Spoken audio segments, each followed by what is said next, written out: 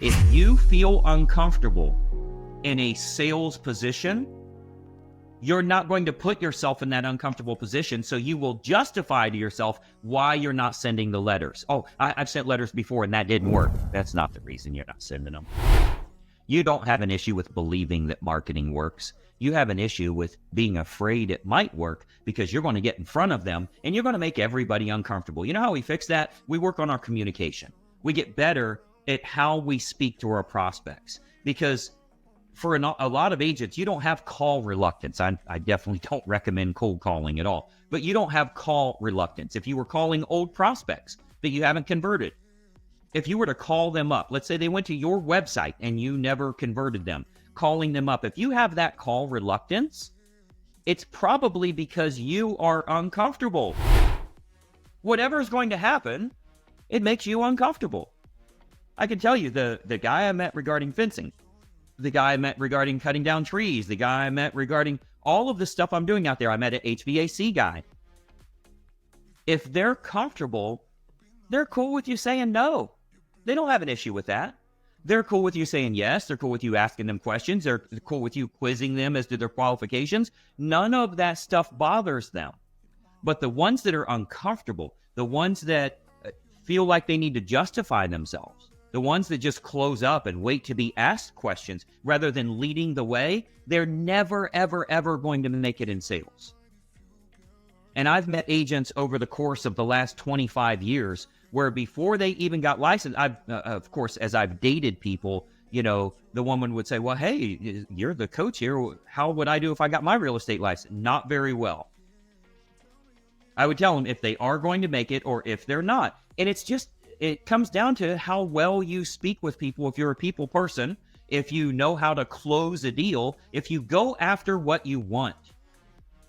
If you picture 3 people you know, friends, coworkers, family members, whatever, you can identify who would do really well under pressure face-to-face with someone to convince them to do something, as opposed to who would not do well. You're either a leader or you're a follower. And that's not to crush anybody's dreams. I'm actually saving you bankruptcy. If you don't change who you are, because by the way, you can be a chameleon. You can change what you're doing. You can be dominant in a sales position, even if that's not how you usually are. I'm not saying be rude or be pushy, but you got to lead them towards what they called you out to do in the first place.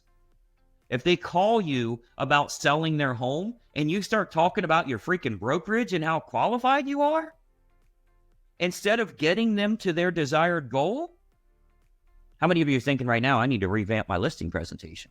I need to revamp what I'm doing for buyers right now, right? And giving them a presentation since I have to have them sign an agreement with me now. So there's 2 factors that will decide whether you're going to make it or not. Number 1, how you feel about marketing and creating a solid offer. If you think for some reason that marketing doesn't work, you're not going to make it in this business. You know where you're going to make money from? The current list you have.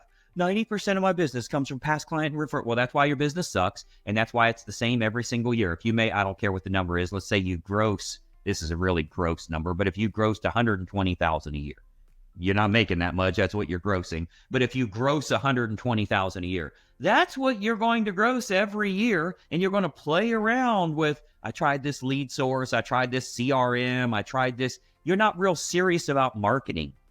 So the number 1 factor is how do you feel about marketing?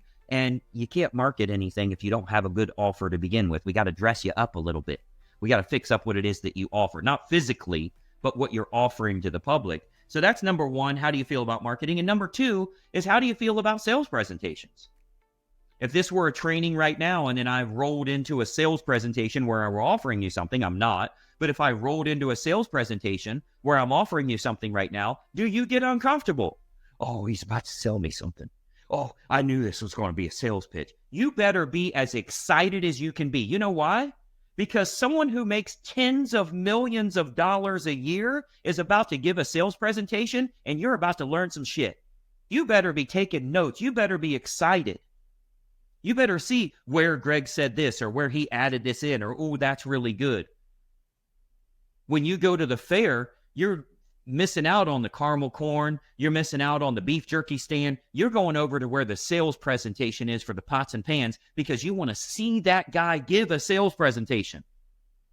oh, he's probably good. He's probably going to make me buy it. I would recommend you buy it. I would recommend you see if there's an upsell, because this is how you learn about sales. If you're uncomfortable being on either side of a sales presentation, you're not going to do very well at sales. If you don't like being sold, you will subconsciously, unknowingly to you, you will not give a strong sales pitch because you don't like to be sold. So you will think they don't like to be sold. You know what I want? Freaking fences. That's what I want. I want this tree cut down. I want fences replaced. I want my HVAC fixed. I don't give a damn about how long your company's been in business. I don't care at all about that. I care about getting what I want. Can you get me to my desired goal? So those two factors are, number one, how do you feel about marketing? What's your relationship with marketing? And number two, what's your relationship with sales, with a sales presentation? If you don't like it yourself, if you don't like to be put in that position, you're not going to like putting others into that position. So those are a couple of factors to think about. And if you're aggressive and you're willing to take calculated risk versus being timid and scared, or, oh my gosh, what if it doesn't work? Well, how about if you don't do it then, and then you're guaranteed it won't work? How about that? How about if we just keep you broke? Would that work?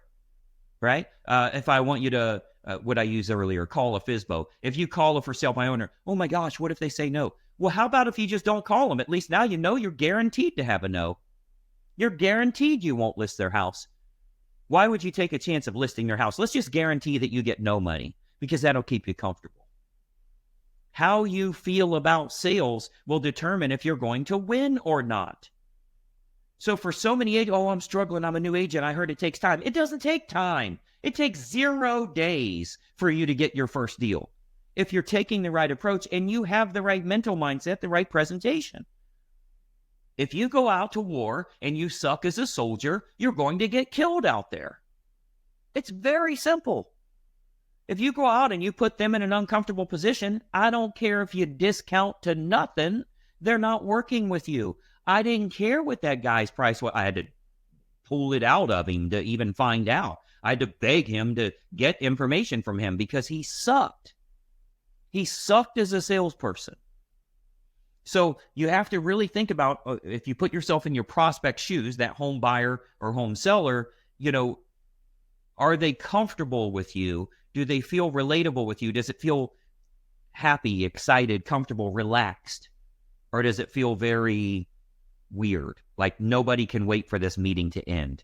Where is a comfortable place that I don't seem rude to say no, thank you? Because that's ultimately how it feels if you don't have a great presentation. So, you've got to ask yourself as an agent, do you make things happen for your business, or do you wait for things to happen to your business? Look at today. Look at tomorrow. Do you know exactly what you're doing to make things happen for your real estate business? Or are you waiting for something to happen? Are you waiting on past clients or referrals to call you? Sometimes you prompt them to ask them, hey, do you need anything? Is that really what you're doing? Or are you being proactive in the approach that you're utilizing here? So if you stress about costs as a real estate agent, you're going to fail. If you stress about income as a real estate agent, you're going to win. You've heard me say before, you don't have a problem with expenses, you have a problem with income. If every day you're worrying about your bills, or you're worrying about your costs, or you're worrying about, I'm behind on my payments, or you're worried about how the heck am I going to get some money, all of that crap it's not going to help you in any way at all. You need to be stressing about the income. How do I get more income? You have a problem with income. You don't have a problem with expenses. If you can get that side down, and it does take money to make money, as long as you've got a good system, the more you invest into that system, the better off you're going to be. Hey, it's Greg Luther, and listen, if you don't follow this channel, there's a good chance you're never going to see me again. I consistently put out regular content, and it's extremely helpful for real estate agents to grow their business. I want to keep you up to date on what's working so that you're in the know and you can take action accordingly. So be sure that you like and comment here, but most importantly, make sure you follow, share, and subscribe to our channel so that you don't miss out on anything. I'm here to help you in growing your business, and I'd love to do so. Follow right now.